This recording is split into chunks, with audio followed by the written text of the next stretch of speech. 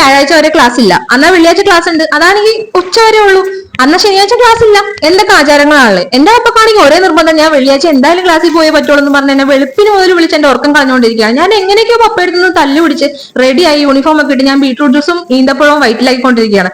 അങ്ങനെ ഞാൻ റെഡിയായി ഇറങ്ങി. പപ്പയുടെ ഞാൻ നേരത്തെ പൊക്കോളം പറഞ്ഞിട്ടുണ്ടായിരുന്നു, കാരണം സാധാരണ ഞാൻ പപ്പയുടെ കൂടെയാണ് പോവാറ്. പക്ഷെ ഇപ്രാവശ്യം ഞാനത് ഓപ്റ്റ് ചെയ്തില്ല, കാരണം തല്ലു പിടിച്ചിരിക്കുകയാണല്ലോ. പിന്നെ അത് മാത്രമല്ല, പറഞ്ഞു കഴിഞ്ഞാൽ പോകാതിരിക്കാനും പറ്റില്ല.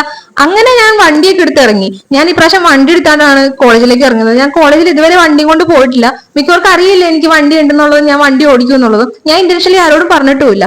പക്ഷെ ഈസി ആക്സസ് ആയതുകൊണ്ടാണ് ഞാൻ വണ്ടി ഇപ്രാവശ്യം ഓപ്റ്റ് ചെയ്തത്. കാരണം പറവൂരിൽ നിന്ന് തൃക്കാക്കര വരെ എനിക്ക് എത്തണം. ക്ലാസ് അവിടെ 9 മണിക്ക് സ്റ്റാർട്ട് ചെയ്യുമ്പോൾ ഞാൻ അവിടെ ഉണ്ടാവും. എന്നിട്ട് ഞാൻ അവിടെ എത്തിയത് 1 hour ലേറ്റ് ആയിട്ടാണ്. അതായത് 9:30 ആയപ്പോഴാണ് ഞാൻ അവിടെ എത്തിയത്. പക്ഷെ ഇതെന്റെ ആദ്യത്തെ വണ്ടി എടുക്കലായിരിക്കും കോളേജിലേക്ക്. കാരണം ഞാൻ അത്രയും അടുത്ത് പോയി. ഒന്നാമത്തെ ഒടുക്കത്തെ വെയില്, പിന്നെ ഭയങ്കര കിലോമീറ്റേഴ്സ്. പക്ഷെ kilometres is not a big deal. പക്ഷേ ബുള്ളറ്റ് ആണ്, അറിയാലോ, പയ്യെ പയ്യെ പോകാൻ പറ്റുള്ളൂ. ഞാൻ ഇതിനു മുന്നേ ജോലി ചെയ്തിരുന്നപ്പോൾ എറണാകുളത്ത് വണ്ടി ഓടിച്ച് പോയിട്ടുള്ളതാണ്. പക്ഷെ അത് യൂണിക്കോണിനാണ് ഞാൻ പോയിരുന്നത്. See the difference. പിന്നെ ക്ലാസ്സിൽ എത്തിക്കഴിഞ്ഞപ്പോ ഒറ്റ മനുഷ്യന്മാരുണ്ടായിരുന്നില്ല. മിക്കവരും ഹോസ്റ്റലേഴ്സ് ആയിരുന്നു, നാട്ടിൽ പോയിക്കായിരുന്നു. അങ്ങനെ മിക്ക ടീച്ചേഴ്സും വന്നിട്ട് ഞങ്ങളെ വെറുതെ ഇരുത്തുമായിരുന്നു. പിന്നെ 12:30 ആയപ്പോ പറഞ്ഞു വിടുകയും ചെയ്തു. ഭയങ്കര ചൂടായതുകൊണ്ട് തന്നെ ഞാൻ AC-യുടെ അടിയിലാണ് ഫുൾ ടൈം ഇരുന്നിരുന്നത്.